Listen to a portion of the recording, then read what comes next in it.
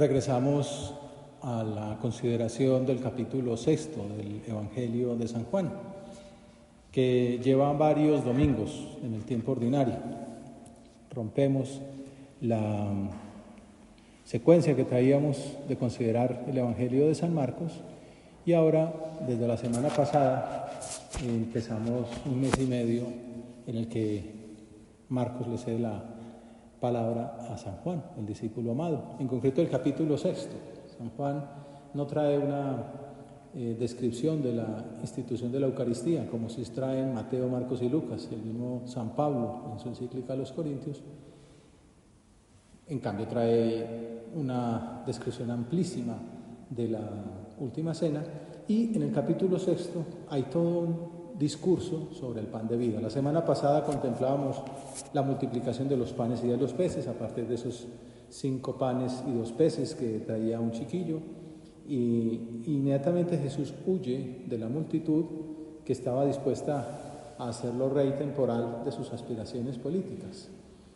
Y a los discípulos les indicó que se embarcaran hacia Cafarnaúm. Estamos en el norte, no es Jerusalén, la parte de Judea, la del sur, sino Galilea, la parte norte, junto al mar de Galilea, a un lago de Tiberíades, donde está en sus orillas Cafarnaúm, que era la ciudad donde Jesús pues habitualmente habitaba, probablemente en la casa de Pedro con sus apóstoles, era como el centro de su labor apostólica. Entonces estaba al otro lado de la orilla y les dice que se vayan hacia Cafarnaúm.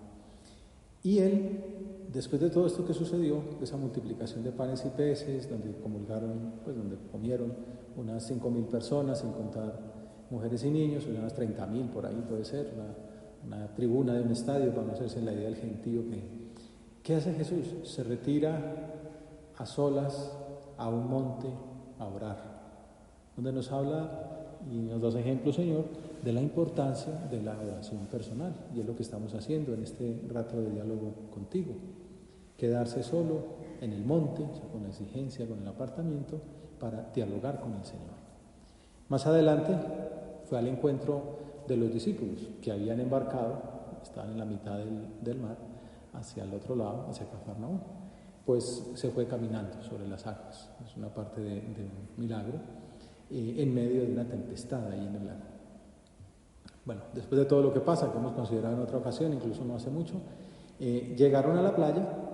Y en la madrugada, dice San Juan, cuando la gente vio que ni Jesús ni sus discípulos estaban allí, se embarcaron y fueron a Cafarnaúm en busca de Jesús.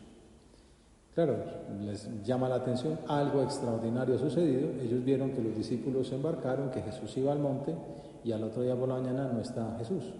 Entonces, ¿cómo se fue al otro lado? Bueno, pues asumen que quizá si había multiplicado milagrosamente panes y peces, pues tranquilamente podía haber también caminado sobre las aguas o volado, vaya usted a saber. Entonces por eso le preguntan, Maestro, ¿cuándo viniste hasta aquí? El capítulo 6 de San Juan es todo un texto pues, para tesis doctorales, pero hay distintas maneras de interpretarlo, desde cómo fue la construcción, cuáles son las fuentes, las escenas distintas. Pero una manera muy buena de verla, que es la que emplearemos de pronto aquí, y es como quizá una de las más prolíficas, es como un modo de diálogos. ¿Con quién dialoga Jesús? Entonces ahora, ¿con quién dialoga? ¿Quién dirían ustedes que es con el que conversa Jesús en esta primera parte? Cuando la gente vio que ni Jesús, entonces en este primer momento es una gente, una muchedumbre, una multitud, todos los que habían estado en el fondo con el milagro del día anterior. Entonces aquí el diálogo son como 3 preguntas, lo que vamos a ver en el Evangelio de hoy, 3 preguntas que le hace la gente. Dentro de 8 días, no se lo pierdan por ningún motivo, será con los judíos.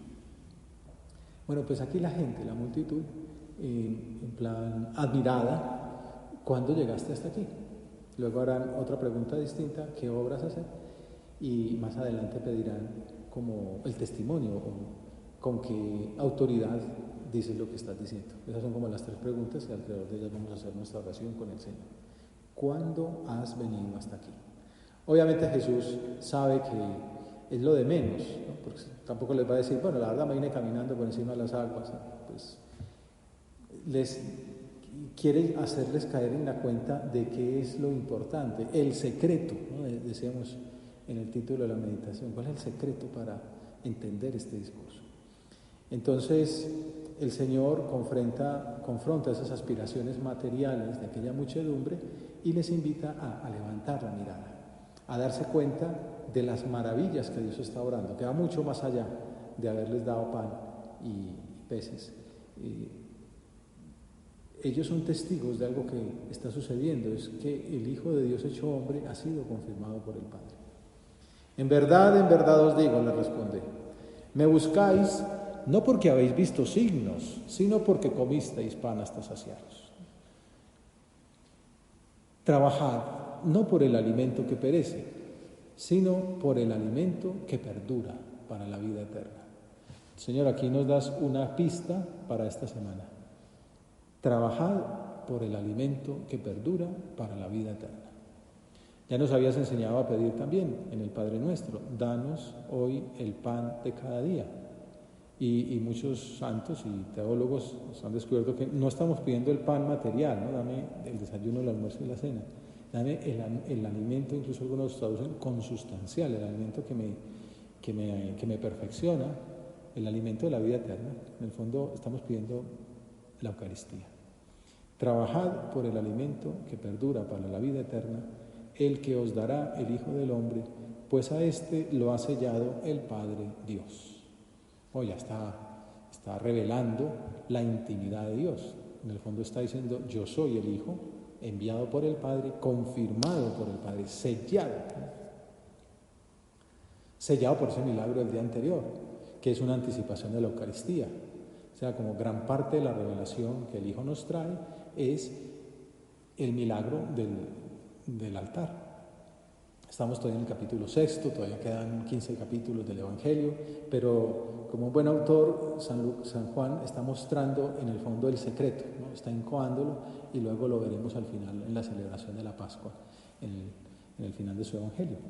Pero lo importante es ver cómo el Señor va abriendo nuevas perspectivas, cómo los invita a poner la atención ya no en ese alimento material con el que habían llenado hasta saciarse la tarde anterior, sino en trabajar por el pan de la vida eterna. Es una primera aproximación a todo lo que iremos viendo durante estos domingos siguientes. Y comienza resaltando cuál es el fundamento que le da autoridad para hablar de ese modo, ese sello que había recibido del Padre. Aquella persona, aquella gente que está viendo a Jesús, pues se siente interpelada por las palabras del Maestro. Y entonces quieren profundizar. Obviamente el Señor está como haciéndose atractivo, generando la inquietud, y entonces viene la segunda pregunta. Bien, hay que trabajar por el pan de la vida eterna. ¿Y qué tenemos que hacer para realizar las obras de Dios? Ellos entendían cumplir la ley de Moisés, que no es poca cosa. Cuando el joven rico pregunta a Jesús qué hay que hacer para la vida eterna, pues el Señor le dice, cumplir la ley de Moisés, cumple los mandamientos. O sea, Jesús no viene a abolir la ley, Jesús viene a llevarla a la perfección. Y aquí es un punto más. Entonces ellos dicen, ¿qué obras hay que hacer? En el fondo está, hay que cumplir la ley de Moisés. Una buena pregunta, podemos dirigir también nosotros ahora como la oración, es dialogar con el Señor a la luz de lo que va apareciendo en el Evangelio, para darle sentido a nuestra vida. Señor, ¿qué obras tenemos que hacer para realizar las obras de Dios? ¿Cómo obrar por el alimento eterno?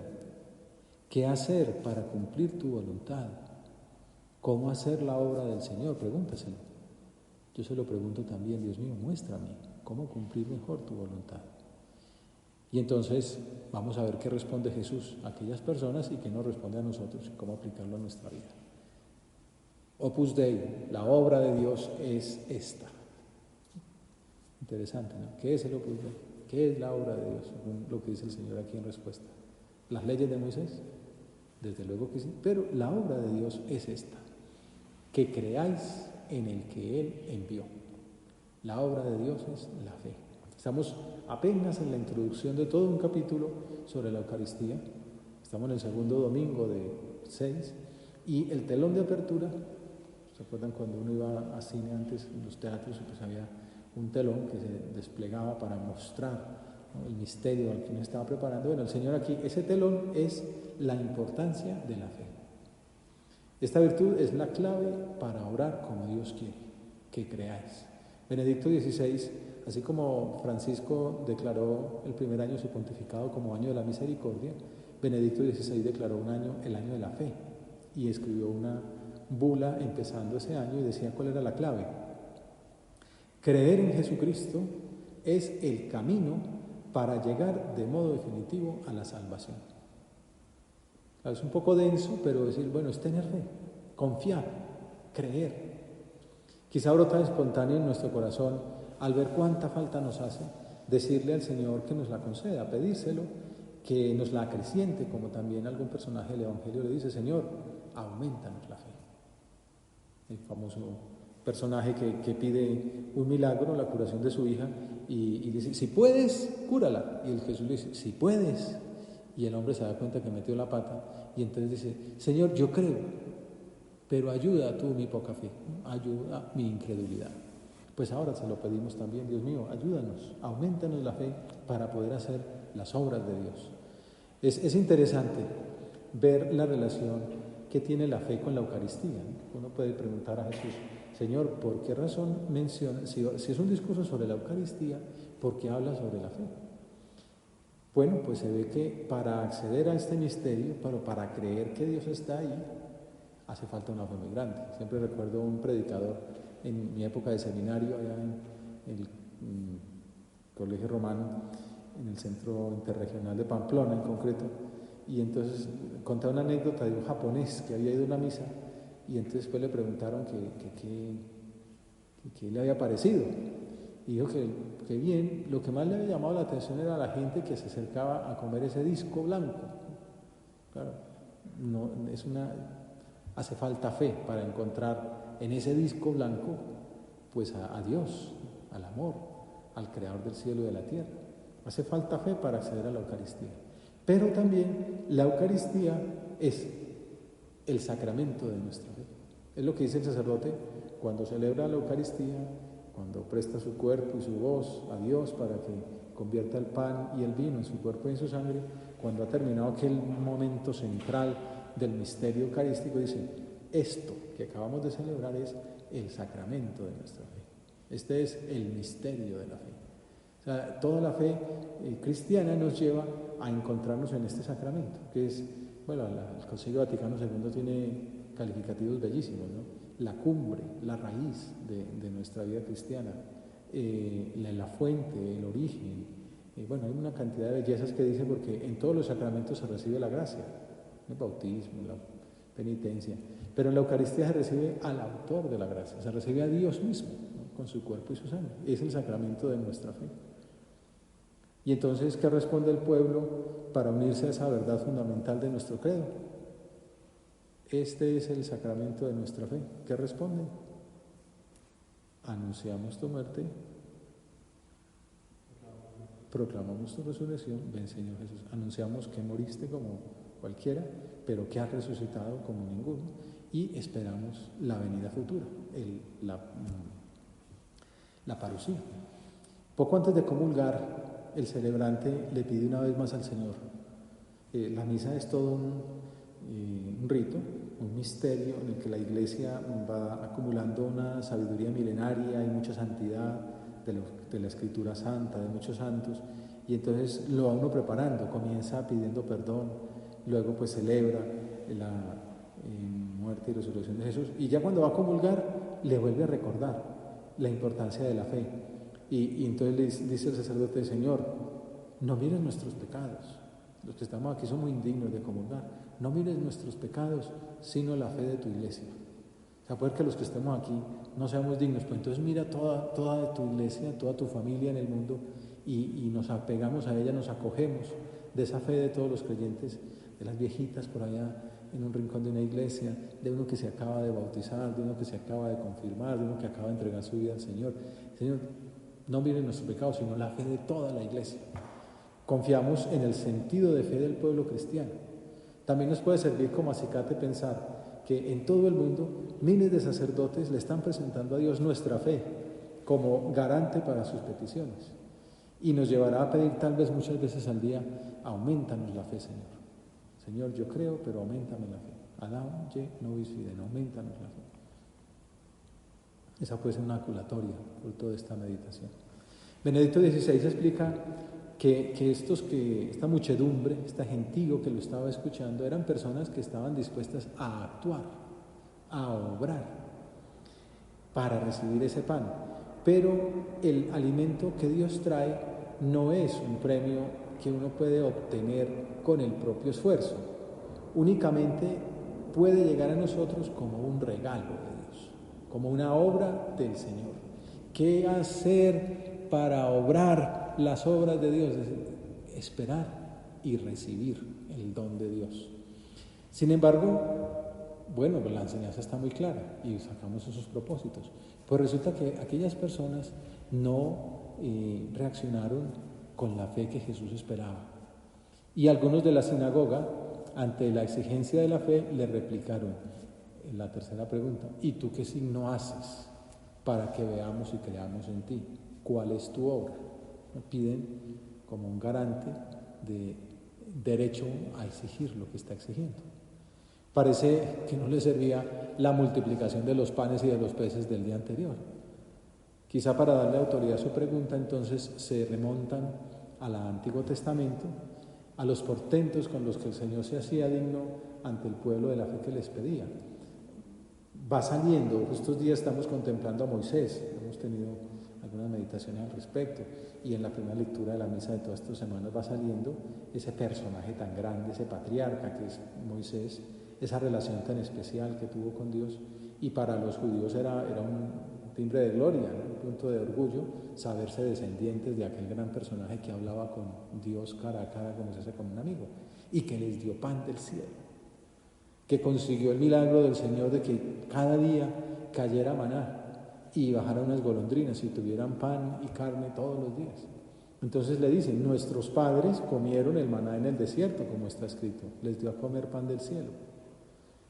Los judíos le recuerdan al Señor el milagro del maná, está en el capítulo 16 del Éxodo, y cuando acababa de darse una azonada en el campamento contra Moisés, como digamos en estos días, el pueblo estaba exhausto y sin nada para comer, un poco decían: pues nos hubiéramos quedado en Egipto, allá éramos esclavos, pero al menos teníamos algo para comer, tú nos trajiste aquí por puro orgullo y nos vamos a morir de hambre. Y entonces Dios le prometió a Moisés que tendrían pan por la mañana y carne por la tarde, y así fue. Dice el Éxodo: apareció en la superficie del desierto un polvo fino, como escamas, parecido a la escarcha sobre la tierra. Al verlo, los hijos de Israel se dijeron: ¿qué es esto?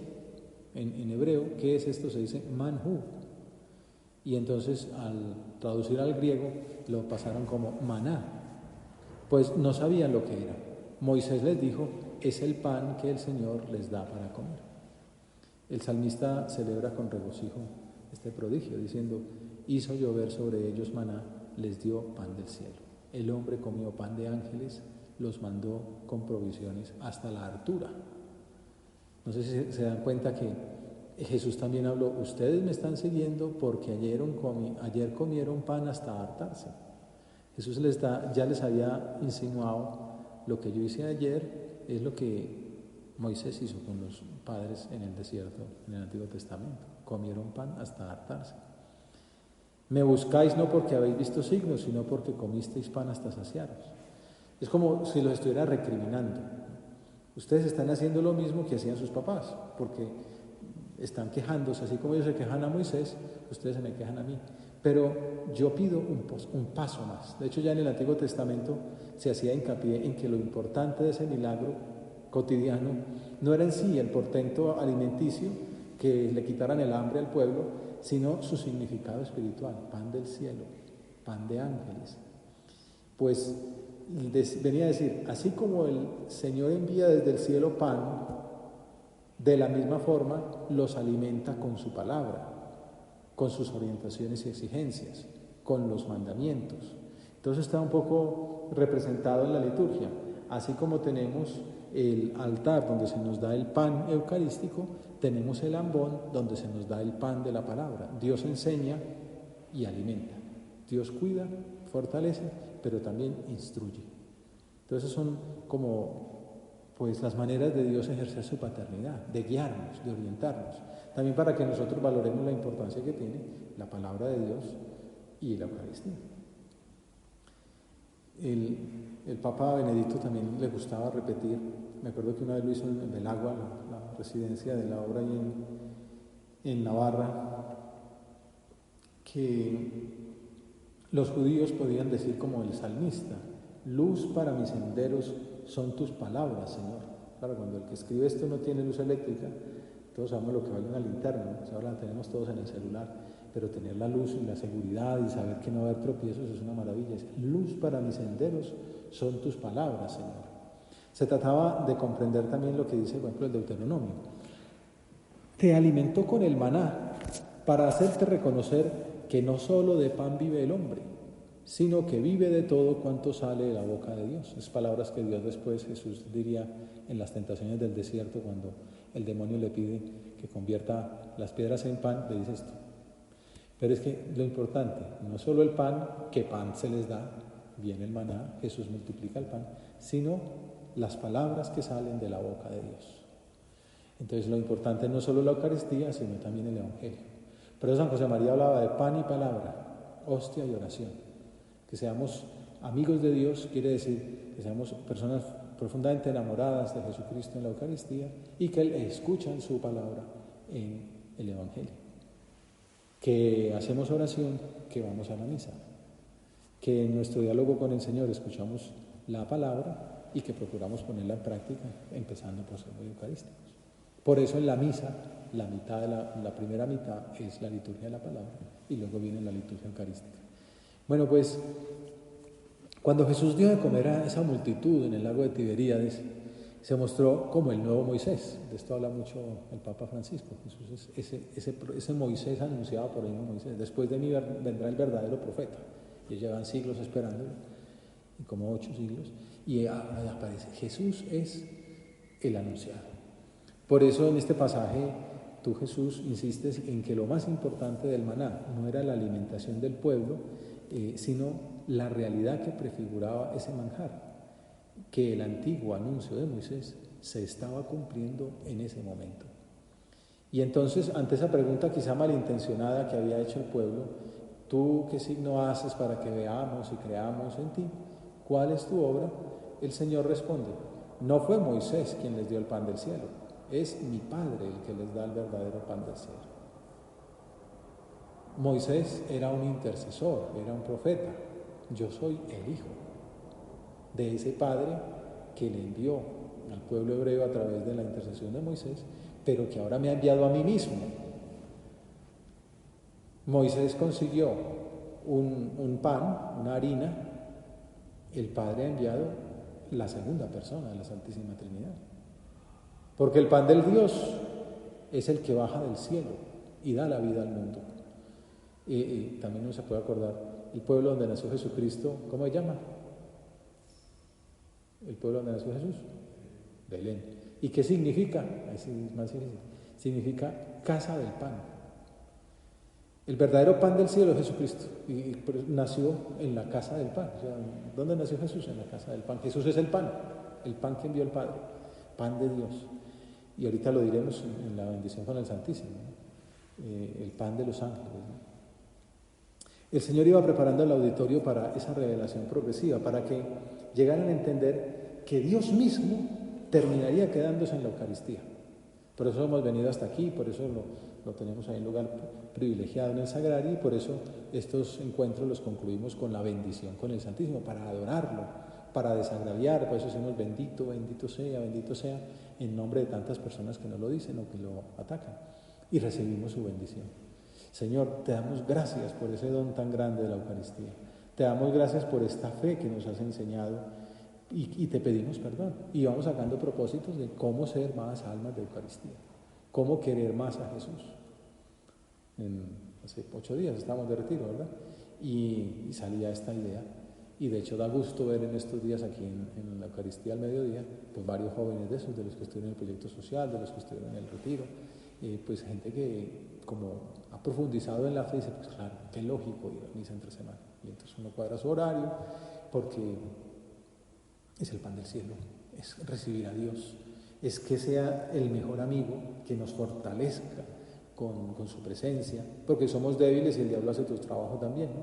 Y entonces, pues, ¿cómo fortalecer esa unión, ¿no? El Señor ahí les va haciendo ver que lo importante no eran esos signos, no eran los milagros que ellos mismos habían visto, sino la realidad a la que llevaban, ¿no?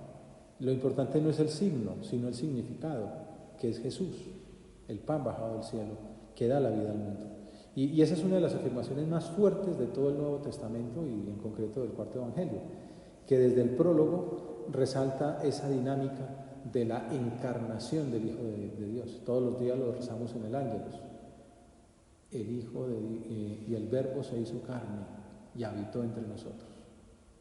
Puso su tienda entre nosotros, en nuestro campamento, en nuestro barrio. La eternidad entró en el tiempo. Dios se hizo hombre. Se vino a vivir a nuestro barrio, podríamos hacer una traducción así, audaz. Se hizo uno de los nuestros. Se entiende que el pueblo bien dispuesto suplicara entonces de un modo similar al de la samaritana, y así concluye el Evangelio de este domingo, 18º del tiempo ordinario.